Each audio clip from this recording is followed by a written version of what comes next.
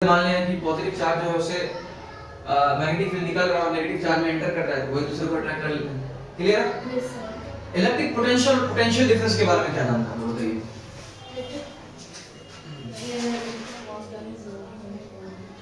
So what is battery और unit charge?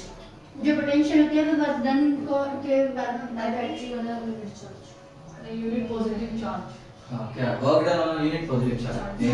देखो by definition ऐसे बोला जाता है, मैं बस बोलने के लिए कह रहा हूँ कि जब किसी चार्ज को इनफिनिट से उठा करके किसी पॉइंट पे ला के रखा है, उस वक्त जो उसके ऊपर वर्क डन किया गया तो उसी को हम कहते हैं इलेक्ट्रिक पोटेंशियल। मीनिंग ये होता है कि वहां पर जो वर्क डन करना पड़ा, वहां पर जो फोर्स, अब देखो यहाँ पे ऑब्जेक्ट एक पॉइंट पर रखी हुई और अभी यहीं पर रखी हुई, वर्क डन कितना हुआ है इस पे? जीरो, क्योंकि force into displacement is equal work done. Class में पढ़ा है। लेकिन अब उसको उठा करके यहाँ से यहाँ ला कर दिया, या कंडक्टर इसको चार्ज को यहाँ से यहाँ फ्लो करके यहाँ पर रख दिया, तो जितना फोर्स लगा और जितना डिस्प्लेसमेंट हुआ, वर्क डन हुआ। यहाँ पे जीरो था वर्क डन और यहाँ पे कुछ ना कुछ होगा, तो इसमें से जीरो घटाएंगे तो वही ना होगा एग्जैक्टली। बात समझ आ रही है? Yes sir. क्लियर है? मुझे लगता है शायद इसमें कोई ज्यादा डाउट नहीं होना चाहिए। इलेक्ट्रिसिटी में ज्यादा डाउट नहीं। Yes sir. देखो एक बात और भी है, एक बात और भी है कि आपने वो देखा है ना, वो बर्ड्स को देखा होगा किसी वायर पे बैठे हुए, यस सर। उनको करंट क्यों नहीं लगता? हाँ, ग्राउंडिंग क्या नहीं है? Ground berthing. अच्छा, इस वजह से अगर दूसरा वायर लगा के चिपका दिया जाए वहां पे तो मर जाएगा। अब क्या अब अर्थिंग नहीं है फिर भी करंट फ्लो, अब अर्थिंग नहीं है लेकिन फिर भी करंट फ्लो हो रहा है। मतलब क्या हुआ इसका? असल में जो करंट फ्लो हो रहा है वहां पे क्या है? देखो पोटेंशियल डिफरेंस है ही नहीं, पोटेंशियल डिफरेंस है ही नहीं। इधर जो पोटेंशियल है और इधर जो जहां पे वहीं पे खड़ा हुआ हो और फिर वहीं पे खड़ा हुआ तो चार्ज फ्लो हुआ उसी पॉइंट से चार्ज फ्लो हो सकता है क्या? नहीं। जब तक चार्ज फ्लो नहीं होगा उसके बॉडी से करंट कैसे पास करेगा? वो वहीं पे खड़ा हुआ है। चार्ज बर्ड्स जो वायर पे इलेक्ट्रिक वायर पे बैठे होते हैं वो वहीं बैठे हैं तो वहीं बैठे हैं ना। अब अगर वो कहे कि यहाँ से रुक के वो वहां चला गया, ऐसा नहीं है। उसका बॉडी अगर सपोज कि ये वाला वायर है और एक दूसरा वायर है, उन दोनों वायर के बीच में पोटेंशियल डिफरेंस है तो चार्ज का फ्लो होगा। देखो एक बात और भी है, जब चार्ज फ्लो होता है तो हम कहते हैं वर्क डन हुआ, इसी को पोटेंशियल डिफरेंस भी कहते हैं। और जब पोटेंशियल डिफरेंस होता है तब चार्ज का फ्लो भी होता है। Yes sir. क्लियर है? Yes sir. विदाउट है तो पूछ लो, बस सर डाउट नहीं होना चाहिए। कंसेप्ट में डाउट रहेगा ना तो क्लियर है। आगे बढ़े। यस। पोटेंशियल डिफरेंस को वैसे हम लोग किसी से डिनोट करते हैं ना? V से हां, और वर्क को W से बहुत अच्छे। और चार्ज को C से। बहुत अच्छे। मतलब आप कह रहे हैं कि अगर हम पोटेंशियल डिफरेंस दिखाना चाहते हैं तो कितना वर्क डन किया गया, कितने चार्ज को मूव कराने में, बस वही हो गया। तो हम लिख सकते हैं V W/Q, यानी जहां पे V बराबर पोटेंशियल डिफरेंस है और W बराबर वर्क डन है, और वर्क डन किसके ऊपर है? वर्क को डिवाइड कर रहे हैं चार्ज से, ठीक है। और करंट वाला हमने कहा था अभी चार्ज पर यूनिट टाइम, यानी करंट को अगर I से डिनोट करते हैं और चार्ज को Q से तो टाइम को T से, तो I Q/T हो जाएगा। और क्योंकि एंड्रू में एम्पियर में करंट के बारे में बताया था इसलिए उनके नाम पे हम एम्पियर में उसको गिनती करते हैं। वैसे मैं एक लिंक भेजने वाला हूं आप लोगों को ग्रुप में, ठीक है। उसमें जो भी बेसिक कंसेप्ट ऑफ फिजिक्स है वो आज इंशाल्लाह हो सकता है उसमें मैं भेज पहले वीडियो देखना रहेगा, पुरानी वीडियो है तो इसे गड़बड़ भी रहती है। खैर आगे बढ़ते हैं। अब देखो पोटेंशियल डिफरेंस को नापने के लिए किस वोल्टमीटर। बहुत अच्छे। अब बताओ कि वोल्टमीटर को अगर हम नापना चाहते हैं, किसी दो पॉइंट के बीच में पोटेंशियल डिफरेंस अगर मेजर करना चाहते हैं, ये लाइन है और इस दो लाइन के बीच में पोटेंशियल डिफरेंस अगर हम मेजर करना चाहते हैं क्या करना पड़ेगा? रेगुलर फॉर्मूला वाला पैरेलल में कनेक्ट करें। पैरेलल में कनेक्ट कनेक्ट करें। हमें चेक करना है, अगर मैं हम अभी वोल्टमीटर के बारे में बात कर रहे हैं। एक होता है सीरीज में, यानी वायर के अंदर घुसना पड़ेगा वायर को तोड़ के, जो कि एम्पियर मीटर में करते हैं। करंट कितना फ्लो हो रहा है उसके लिए हमें बीच में घुसना पड़ेगा देखने के लिए, मेजरमेंट करने के लिए। लेकिन इसमें जरूरत नहीं है, इसे हमें बस चेक करना है कि यहाँ पे कितना पोटेंशियल है और यहाँ पे कितना पोटेंशियल है। ये पोटेंशियल डिफरेंस बता देगा एग्जैक्टली। देखो पोटेंशियल से हम क्या समझते हैं, एक बात और भी, पोटेंशियल से हम आगे क्या समझते हैं। आपने पढ़ा होगा ग्रेविटी वाले चैप्टर में, ग्रेविटेशनल पोटेंशियल एनर्जी का नाम सुना होगा, कि जब किसी भी ऑब्जेक्ट को हम फोर्स लगा के ऊपर की डायरेक्शन में लेके जाते हैं, अब यहाँ पे कोई एनर्जी स्टोर्ड है जिसे हम कहते हैं कि इसका जो बॉडी का मास है और ग्रेविटी जो खींच रही है, मास इनटू एक्सेलरेशन, क्या होता है? फोर्स हो गया, ग्रेविटेशनल फोर्स, और हाइट मतलब क्या? डिस्प्लेसमेंट। तो हम जानते हैं ना, जब फोर्स लगाते हैं किसी बॉडी पर और डिस्प्लेस करते हैं तो क्या होता है? उसी को कहते हैं हम लोग वर्क डन। तो वर्क डन कब होता है? जब पोटेंशियल होता है ताकत होती है। अब बोले कि इसमें कोई पोटेंशियल है, कैसे प्रूव करेंगे? ठीक है, मैं तो छोड़ देता हूं, मैंने कोई फोर्स नहीं रखा। इसका मतलब है कि इसने जो अपवर्ड डन किया है, अपसाइड डाउन जो किया है, वो मूवमेंट किया है, फोर्स लगा और डिस्प्लेसमेंट हुआ, इसका मतलब है कि उसके पास पोटेंशियल था। और ये कौन सा पोटेंशियल था? पोटेंशियल एनर्जी था। कौन सा वाला पोटेंशियल था?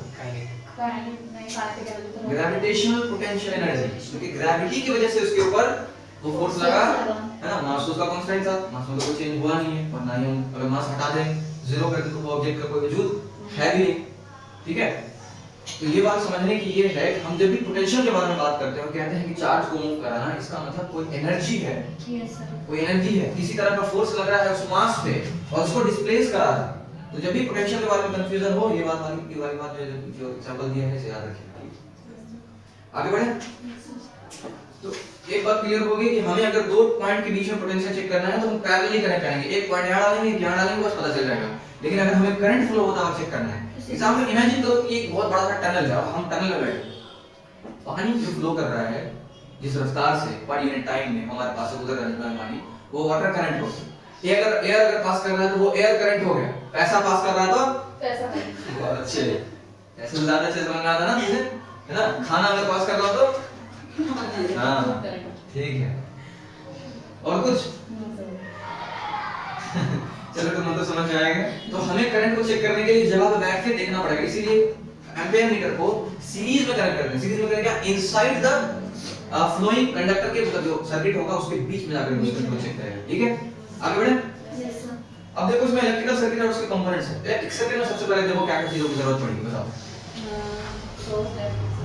वायर, हां वायर चाहिए, पोटेंशियल डिफरेंस चाहिए, एक बैटरी मतलब, और कोई कहने का मतलब आप ये कहना चाह रहे हैं, शायद आप लोगों ने मेरा वो वाला वीडियो देखा नहीं, मैंने इसलिए क्लास 10 में भी डाला था, एक्चुअली वो था क्लास 6 के लिए, लेकिन वो बना था 10 में वाला इलेक्ट्रिक सर्किट वाला, इलेक्ट्रिक सर्किट वाला वीडियो अभी 2-3 दिन पहले तो डाला था, नहीं देखो, इसीलिए मैंने डाला था। शायद किसी को अगर डाउट हो तो वहां देख ले। बोला आपने सारी चीजें सही है, लेकिन बात समझ में है कि बोलने का जो कहते हैं तरीका, मतलब तरीका इन से कैजुअल हो गया था।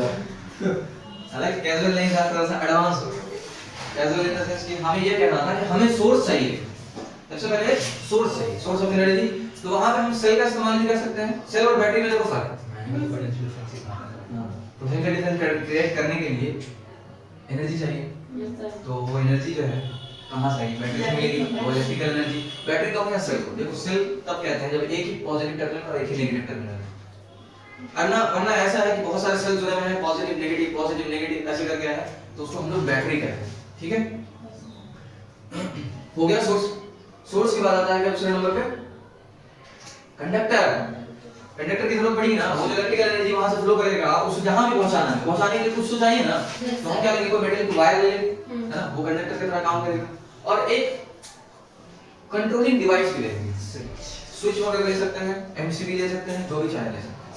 और ऐसा इसलिए भी करते हैं क्योंकि हमारे मन के मुताबिक जब हम चाहें करंट फ्लो हो, जब चाहे ना फ्लो हो, यानी कभी सर्किट कंप्लीट होगा, कभी इनकम्प्लीट होगा, वो हमारे ऊपर डिपेंड करता है। ठीक है,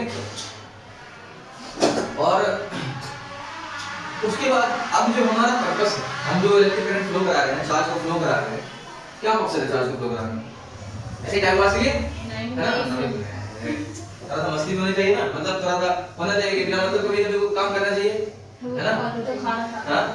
हाँ, खाना खाते टाइम में जैसे टाइम पास करते हैं ना। अच्छा क्यों कर रहे हैं चार्ज को?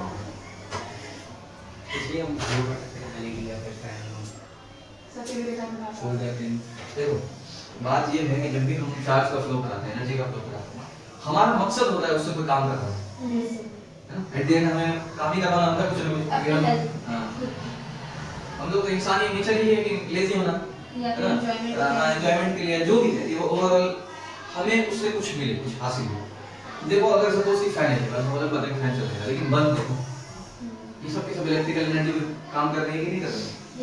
तो इलेक्ट्रिकल चार्ज फ्लो होकर के वहां पे जो भी कुछ हो रहा है, इलेक्ट्रिकल एनर्जी लाइट एनर्जी में कन्वर्ट हो रही है, हीट एनर्जी में कन्वर्ट हो रही है, जो भी हो रहा है, तो मकसद क्या हमारा? उससे कुछ फायदा उठाना। तो लोड इसको कहते हैं, जिसको भी हम देते हैं उसको कहते हैं लोड कहते हैं, रेजिस्टर कहते हैं, या कोई कह सकते हैं कि कोई इलेक्ट्रिकल अप्लायंस है। ठीक है, लेकिन एक बात और भी है, उस इलेक्ट्रिकल सर्किट में हम चाहते हैं कि वो चार्ज इलेक्ट्रिकल अप्लायंस में जाकर के वो पूरी तरह से काम करे तो हम चाहते हैं तो उस इलेक्ट्रिकल अप्लायंस का भी होना सही होना जरूरी है। जैसे को वहां पे तुम्हारा हीटर रखा हुआ है, अब बोलो हम चाहते हैं उसमें इलेक्ट्रिकल एनर्जी का इस्तेमाल करके हीट एनर्जी में कन्वर्ट करना होगा नहीं ना होगा। और दूसरा एक चीज और भी है कि उसका फायदा भी होना चाहिए, बिना मतलब पर कोई ऐसा करते नहीं है। फैन अभी ऑन कर दे, बताइए कोई फायदा है इसका? नहीं। उल्टा नुकसान है। तो डिपेंड करता है।